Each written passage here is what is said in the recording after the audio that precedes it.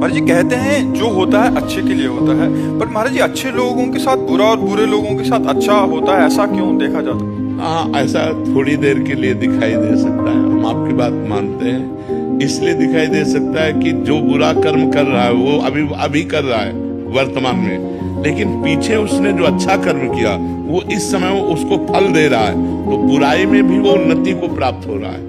और एक अभी अच्छा कर्म कर रहा है लेकिन पीछे उसने बुरा किया, तो बुरे कर्म का फल आया दुख।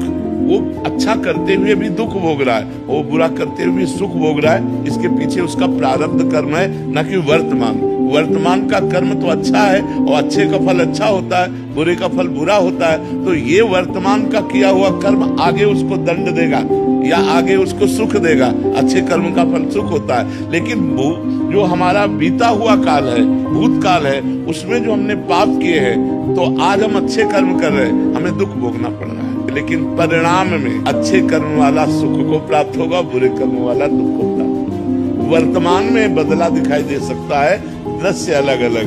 ये देखो, बुरा कर रहा है, कार में चल रहा है और धर्म से चल रहा है तो साइकिल भी सही नहीं है, ऐसा हो सकता है। लेकिन परिणाम में बुरा करने वाले का नाश होगा और अच्छा करने वाला उन्नति को प्राप्त होगा।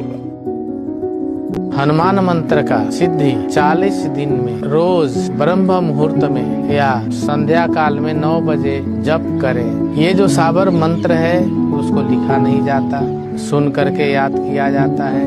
हनुमान जी के इस मंत्र सिद्धि के लिए पान रखा जाता है। पान में नारियल, सुपारी, इलायची, लौंग, मीठा लड्डू या गुड़ ये रख दिया जाता है और पान को बढ़िया से मोड़ करके उसमें लौंग लगा दिया जाए और दीपक जला करके हनुमान जी का ध्यान करना होता है। ध्यान करके और ये जरूर बोलना है, हाथ में लड्डू मुख में पान, 12 बरस के वीर हनुमान।